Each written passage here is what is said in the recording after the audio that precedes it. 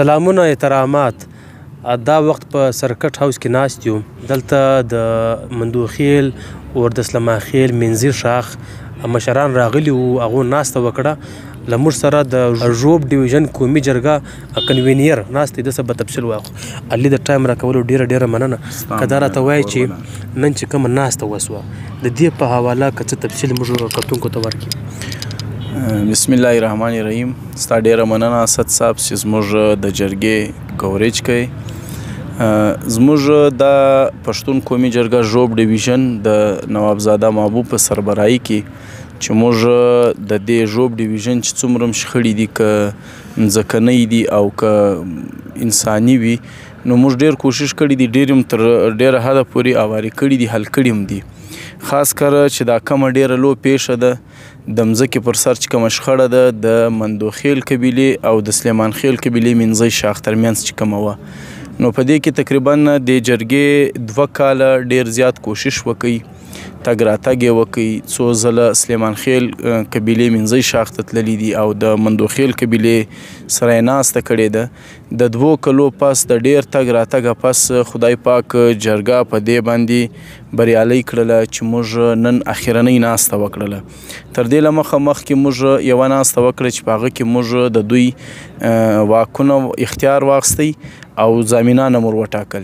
نن په ژوب کې موږ بیا د دواړو فریقینو ترمنځ ناسته وکړه. جرګه یې په منځ کې وه. د دوی ثالثان په دې کې موجود وه چې موږ ته دوی ضمانتونه راکړه. خدای پاک موږ په دې نیک کار کې بریالي کړلو ځکه چې ډېرو خلکو به دا ویل چې دا به نه وسي. نو نن هغه د خلکو خولې هم پټې سوې. خدای پاک دا نیک کار کې موږ توانمن کړلو. نو نن دوی موږ ته ضمانتونه راکړله.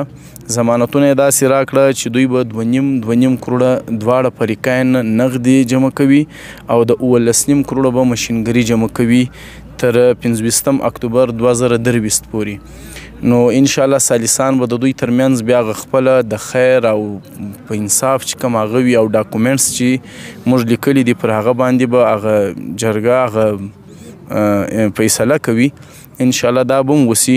نو هغه اخرنۍ ناسته خدای پاک ډېر په خیر او عافیت سره او ډېر په نیک ګام سره تر سره ورسول. که دا راته وایسته چې د کوم ثالثان دي درېمان څوک دي او د مندوخیل د قوم لخوا څوک درېمان دي، د سلیمان خیل منځي شاخ لخوا څوک درېمان شته که نشته؟ به داسې دی چې ثالثان سته.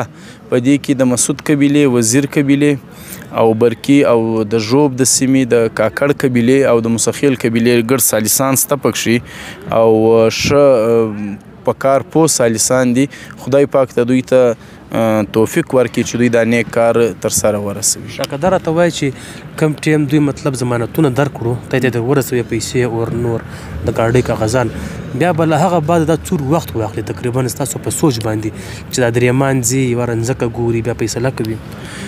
وخت به نه واخلي. انشاءالله په ډېر لږ وخت کې به وسي او لږ وخت به لازمه نه اخلي چې ډاکومنټس ګوري او مځکو ته ځي. لږ وخت ضرور لګاږي خو دومره وخت به نه وسي. انشاءالله د اخرنۍ د فیصلې خبر به هم ډېر زر ستاسو تر ښه.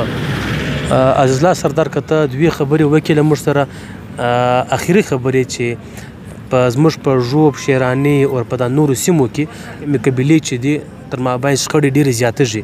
څه وجوهات دي؟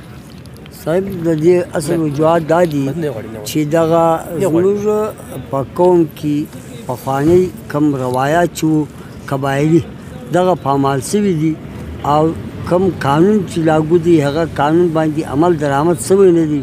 ځکه په دا مابین کې دا پیښې منځ ته راغې د منځه د وړلو مالکان یې نشته او پیښه منځ ته د راوړلو مالکان چې دي دا زیات شو.